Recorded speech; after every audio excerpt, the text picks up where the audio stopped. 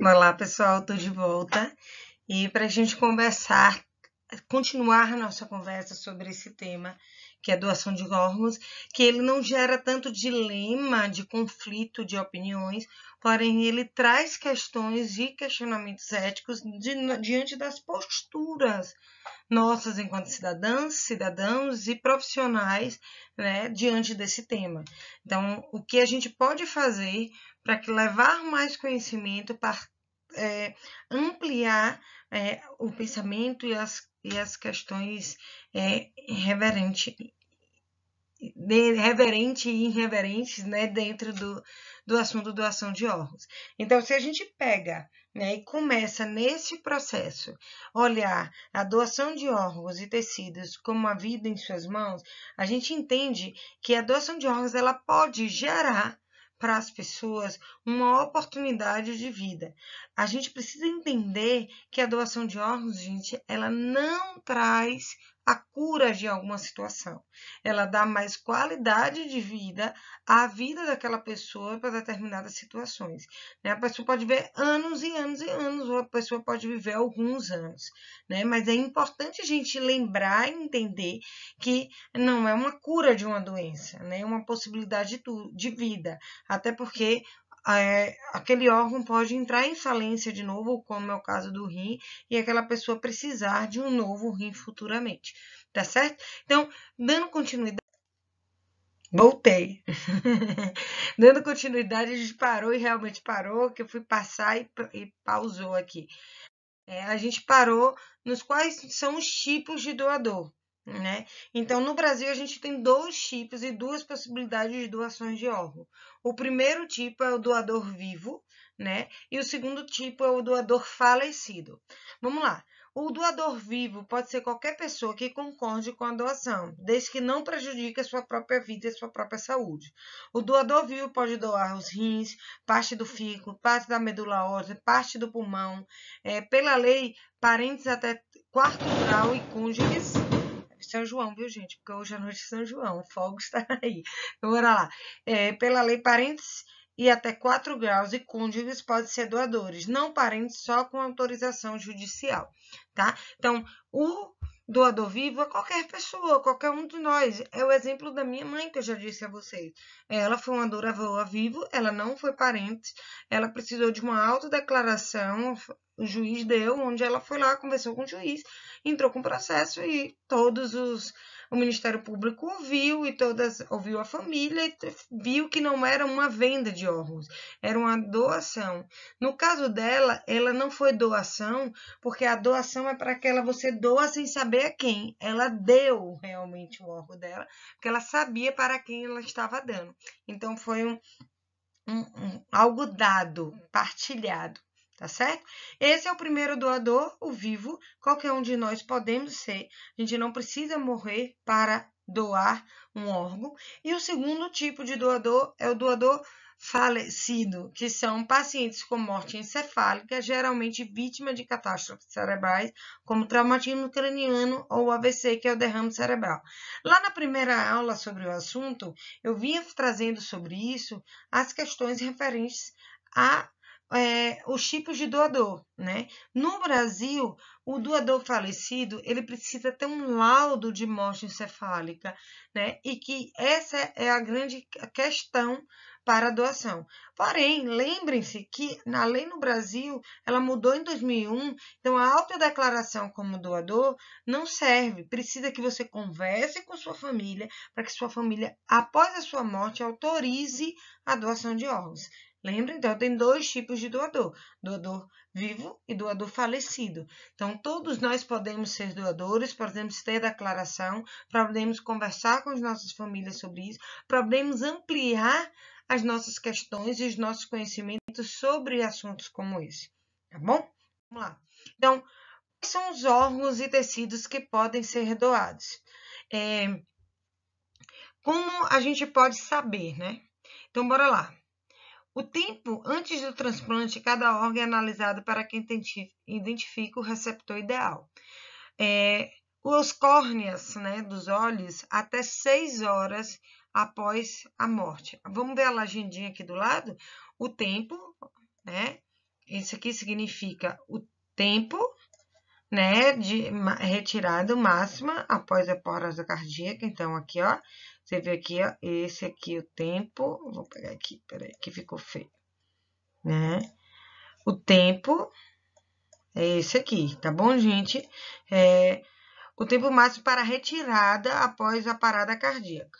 O tempo máximo de preservação extracorpórea, quando fica no corpo congelado, fora do corpo. E aqui, o outro, o número de pacientes ativos na lista de espera. Tá certo? Vamos lá? Então, vamos lá. Essa fonte é da da Associação Brasileira de Doação de Órgãos, e a gente vai poder entender um pouquinho como o Brasil está no segundo lugar do mundo em transplante, mas mesmo assim, olha quanta gente tem na lista de espera. Vamos lá, córneas. Após 6 horas após a retirada, a parada cardíaca. Então, o coração parou de funcionar, tem até 6 horas para ser tirada as córneas, elas ainda servem para doação, tá certo?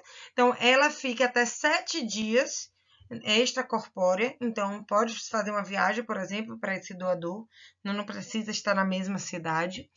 E tem 6.421 pessoas na lista de espera para doação de córnea, certo? Vamos lá, pulmões. Após a morte, o tempo máximo da retirada após a parada cardíaca não existe, é antes da parada cardíaca.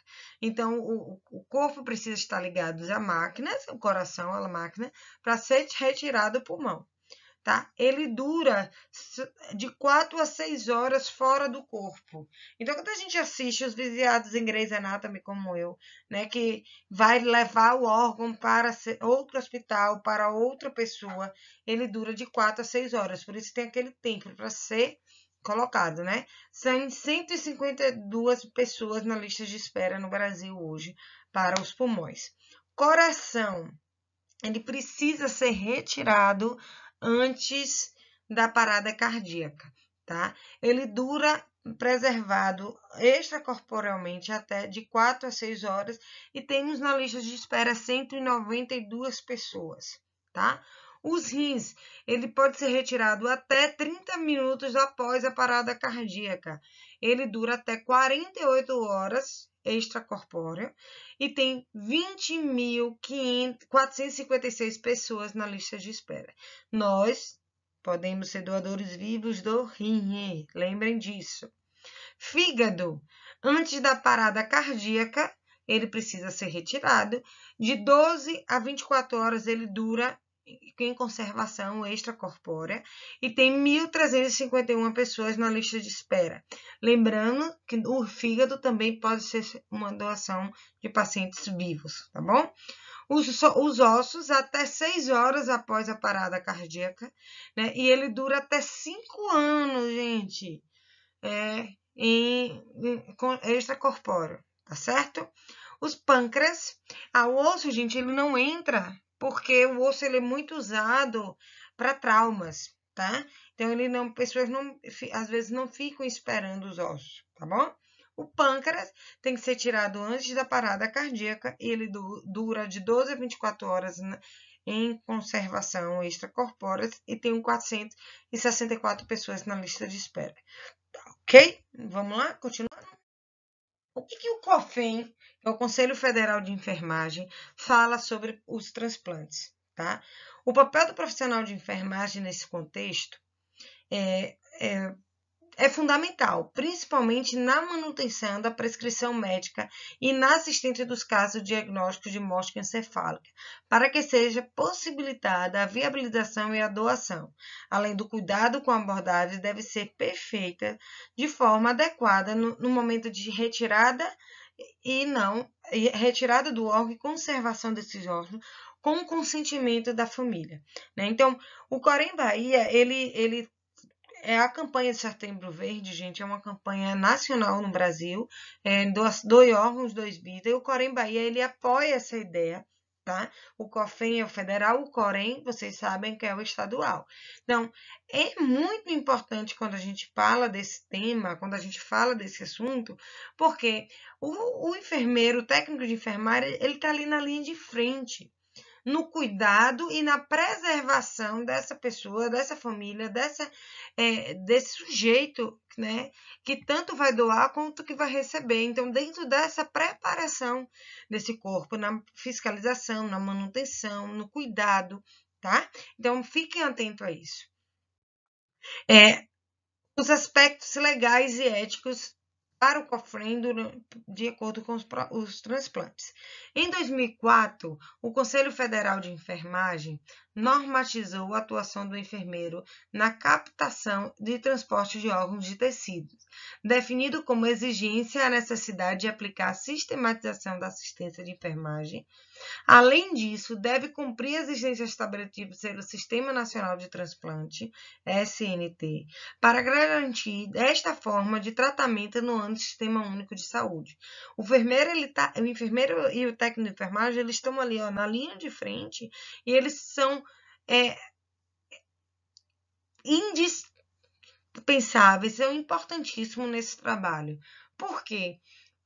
Olha, a gente viu anteriormente, né, o tempo que o órgão sobrevive, o tempo que tem que ser tirado. Então, o enfermeiro que ele está no monitoramento ali, que teve a parada cardíaca, é doador, ele que vai mobilizar a equipe, né? Então, tudo isso ele precisa ser de maneira integral, tá? Então, em 2004, o Conselho ele regulamentação e normatizou a atuação. Então, vamos lá, né, no site do Conselho, e para que a gente possa fazer vocês se atualizarem sobre essa normativa, tá certo? Os enfermeiros devem estar cientes e sistematizar padrões relacionados à proteção de informações de saúde dos doadores, candidatos e receptores de transplantes. Nesse sentido, seguir as exigências de documentação em nível local, estadual e federal, e mesmo de órgãos profissionais, como, por exemplo, a Associação Brasileira de Transplantes de Órgãos. É uma das questões legais que os enfermeiros devem lidar dia a dia na sua atuação profissional. Você trabalha em um hospital que é referência em transplante, você tem que saber das normas e leis das vigentes locais, estaduais e nacionais. Diante disso, o enfermeiro ele trabalha junto com o assistente social nessa prestação de serviço. O enfermeiro ele trabalha concomitantemente com a pessoa da psicologia para estar ali no apoio tanto daquela família doadora quanto na família receptora. Tá? Então, a gente precisa ficar atento a isso para que a gente não deslize e cometa, né, uma infração ética. Tá certo? Então, o que o enfermeiro precisa? Registrar, documentar e arquivar todo o cuidado ministrado relacionado ao processo de doação e de transplante. Melhora a comunicação entre os profissionais da saúde, promove a continuidade do cuidado, protege o paciente de danos, promove a continuidade do cuidado. Vamos lá. Registrar, documentar e arquivar todo o ministrado relacionado ao processo de doação e transplante. Melhora a comunicação entre os profissionais de saúde. Promove a continuidade do cuidado. Protege o paciente de danos. Reduz os riscos de litígio. Promove a avaliação e melhoria no cuidado. Além disso, o registro deve englobar todas as fases do processo de transplante, desde a doação até a alta hospitalar do receptor dos transplantes. Isso são dados peculiares e importantíssimos no processo que são vocês, futuros técnicos e enfermeiros que estão atentos, que vão estar, né? Para atuar na complexa terapêutica dos transplantes de órgãos, os enfermeiros devem incorporar e tomar atitudes junto às equipes de transplantes, pautados nos princípios éticos da autonomia, não maleficência, beneficência e justiça. Então, a gente precisa estar atento a isso, e se você quer trabalhar com a doação de órgãos, você precisa estar atento a isso. Tá? No que se refere à doação de órgãos e tecido para transplante, vale ressaltar que este processo está diretamente relacionado aos valores morais e éticos e religiosos das pessoas, pois faz com que os indivíduos pensem na noção de finitude e na relação com o corpo após a morte. E esse é um assunto muito peculiar e que a gente demora para assimilar como pessoas. Nós não estamos preparados enquanto cultura, enquanto pessoas, para falar da finitude, da morte. Então, a noção e a possibilidade do transplante traz uma noção de continuidade pós-morte, uma continuidade de dar vidas a pessoas, né? Então, é muito importante lembrar desse assunto e entender que isso é fundamental. Então, é uma coisa que gera muitas questões e muitos processos éticos, fiquem atentos em relação a isso, você faz parte de uma equipe de transplante, a pessoa que faleceu se declarou doador, mas a família, pela lei brasileira, é quem favorece ou não uma doação. Aí a família vai e nega a doação. E aí? O que fazer? Né? Então, muita gente age no impulso e solta alguma piada, algum disse-me-disse. E a família, ela tem uma questão moral, ética, religiosa que é dela. Então, ela pode ou não. Por isso que é importante que nós, enquanto indivíduos, se essa é uma decisão nossa, a gente adiante e converse anteriormente com a nossa família. Isso é de fundamental importância para que o meu desejo de ser doadora prevaleça. Então, a gente precisa ficar atento, porque a gente não lida só com aquele paciente que se autodeclarou doador, porém faleceu, mas a gente lida com a família que precisa regulamentar essa doação. E aí, tá? Então, a gente precisa ter cuidado para não ter essa falha, tá certo? Diante dos dilemas éticos advindos dos transplantes de órgão, em muitas situações o enfermeiro pode se beneficiar de uma consulta ética pública, a qual pode envolver provedores do cuidado em saúde, médicos, membros da família do paciente. O intuito dessa consulta seria no sentido de contribuir para a tomada de decisões relacionadas ao tratamento. O que são essas consultas públicas? É participar de debates, de temas, de situações que falem sobre o assunto, né? Para favorecer essa disseminação de falar sobre isso, tá certo? Então, vamos falar lá de tráfico de órgãos. O que acontece? Eu vou tirar aqui um pouquinho o vídeo, tá, gente? Por quê? Por causa do slide, mas eu vou continuar por aqui falando, tá? Então, vamos lá. O tráfico de órgãos, a palavra tráfico significa modo amplo à circulação de mercadorias em geral. E de modo mais estrito, o comércio ilícito, seja de entorpecentes, plantas, animais ou mesmo de humanos. Isso lá foi pesquisado no dicionário Aurélio.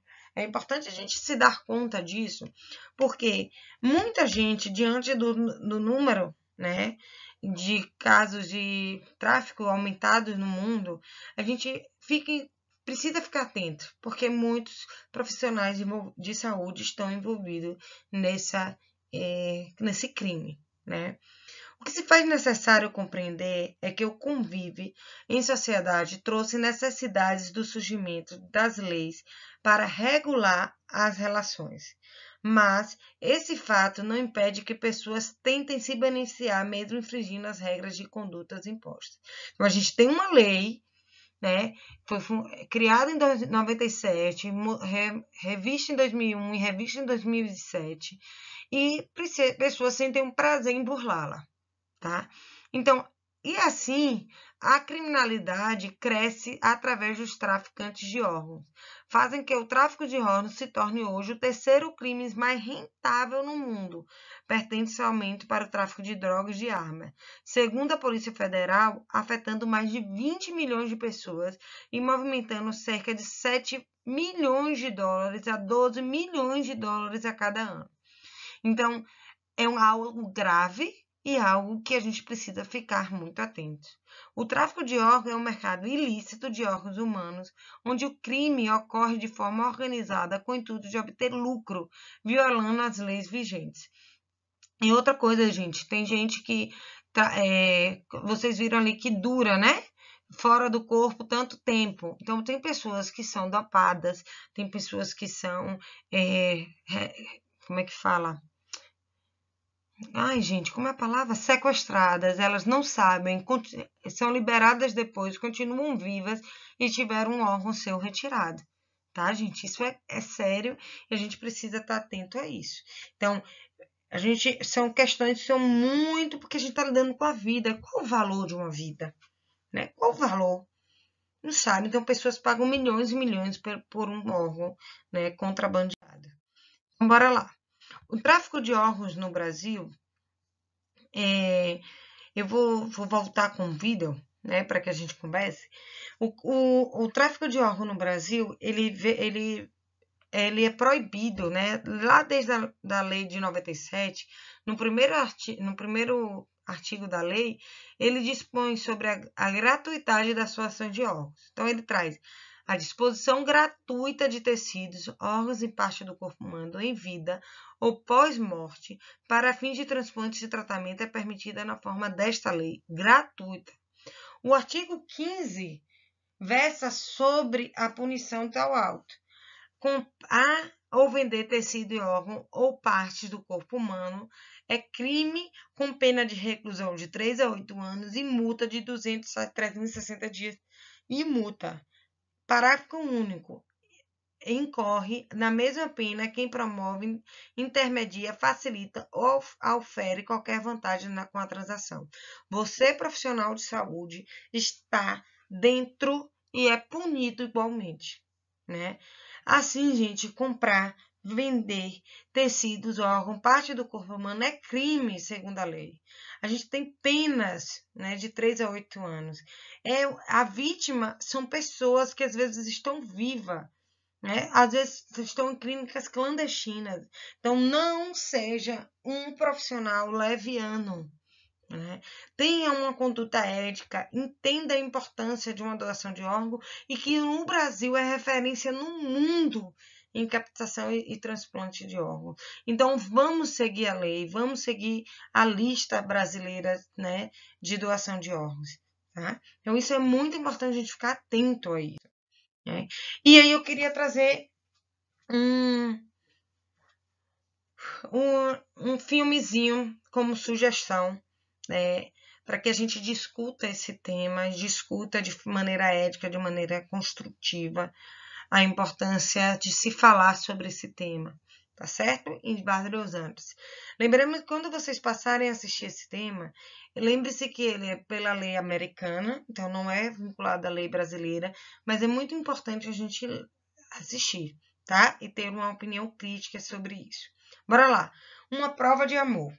Então, é dever de casa, vocês vão assistir esse filme e no final eu vou passar uma atividade extra. Quem tiver interesse pode fazer essa atividade. São 3 pontos extras, tá certo? Então, bora lá. O filme é um emocionante drama construído por diversas questões. Quem já assistiu esse filme sabe, né? Quanto ele é fantástico. Eu mesmo adorei esse filme. Bora lá? Diversas questões que nos levam a refletir sobre a ética na medicina e até onde somos éticos quando o assunto é a vida de nossa família. Até onde vai a nossa conduta ética? Né? Por isso que sempre falo, a nossa construção ética pessoal, familiar, social, cultural, religiosa, coletiva, profissional e assim vai. Tá? Inicialmente, é importante destacar, conforme cita o artigo de Torres, o artigo dele é esse texto aí, viu, gente? A bioética, a psicologia na saúde, reflexões sobre questões de vida e morte. Que a bioética surgiu inicialmente em 1970 por Potter, englobando as ciências biológicas e do meio ambiente. Mas, em outra fase, ela era vista como uma questão filosófica. Com o conceito multidisciplinar, hoje se faz obrigatório o envolvimento da bioética nas áreas científicas e humanas. A gente precisa discutir, precisa falar sobre esses assuntos. Na saúde, a bioética se faz presente nas situações mais singulares que possam vir a confrontar um profissional. Possa refletir quanto conflitos, decisões, vindo assim a se posicionar diante deste e de uma forma ética. Portanto, sabemos que a bioética nada mais é que uma ciência que busca identificar até que ponto o homem pode interferir sobre a vida e quais as consequências dessas intervenções. E é aí onde a gente vai começar a falar sobre o filme. Até que ponto, até onde a gente leva como ser humano, como pessoa, como profissional, tá? Vamos lá. Este conceito é ligado fortemente ao filme e ficam claros os conflitos em que algumas cenas em que Ana é essa menininha aqui, ó, gente. Essa aqui é Ana, tá? Ela é irmã dessa linda menininha aqui, Kate, Tá certo? Então, vamos lá. Então, Ana, irmã de Kate, questiona os motivos de sua existência aos pais e à justiça. A história do filme é sobre Kate, que é portadora de uma leucemia desde criança. A família, sem mais alternativas para prolongar sua vida, por sugestão médica, decide criar um bebê proveta para que seja compatível à medula óssea da sua irmã. Tá? Então, a vida de Ana, essa aqui, Ana de novo, tá? Ela surge, né? Ela foi um bebê de proveta geneticamente estudado para salvar, dar mais tempo de vida à vida de Kate. Tá? Vamos lá. Ana cresce, afirma que só nasceu para emprestar os órgãos a Kate e a situação só piora quando a família e o médico decidem que Ana deve doar um rim à irmã, que está cada vez mais debilitada. Conforme avança o filme, ao se perceber que será forçada a passar por um procedimento delicado, que oferece risco à saúde de ambas, tanto de Ana como de Kate, Ana resolve procurar um advogado e lutar pelos seus direitos. É muito importante nesse ponto, né? Estou contando o filme para estimular que vocês assistam e para estimular os questionamentos durante vocês assistirem o filme. Que Ana, quando passar um tempo, quando ela começa a se crescer, ela se pergunta sobre o sentido da vida dela. Os pais a projetaram exatamente para vir salvar a vida da irmã. Tá? E aí ela sempre está ali doando, doou medula, doou isso, doou aquilo. E chega uma vez que o procedimento coloca em risco tanto a vida dela quanto a vida da irmã. Não sabe se vai dar certo a doação de rim, né? Então ela vai em busca dos direitos dela, né? De acordo com os princípios bioéticos, Ana busca exercer seu direito de autonomia, que lhe dá a liberdade de decidir o que é melhor para si, neste caso, se negar a doar o rim, como seus pais tentam obrigá-la. Tá? Durante todo o filme, há situações em que a bioética é questionada e muitas vezes ignorada. E eu preciso que vocês anotem esses momentos. Quando o médico sugere a ideia de um bebê proveta para doar os órgãos necessários para a sobrevivência de Kate, nesse caso o médico sabe que é um procedimento que vai contra a moral e a bioética, mas mesmo assim sugere o processo às pessoas em um estado emocional vulnerável que pode influenciar na decisão. Então, os pais estão ali, né? Não tem decisão, eles foram levados pela emoção, não pensaram sobre a vida de Ana, desse bebê que estava para surgir. Então, bioeticamente, ele não tem uma conceptura, né? E aí, o médico já foi antiético, já não partiu de um conceito que a bioética preza, né? Que é da autonomia. Esse bebê não tem direito à vida, porque ele já foi criado para isso. E aí começa todo o processo e todos os questionamentos. Outras questões que se levantam, que o filme levanta, seria até que ponto, né? Vamos lá começar a pensar. Até que ponto esses procedimentos foram realmente necessários?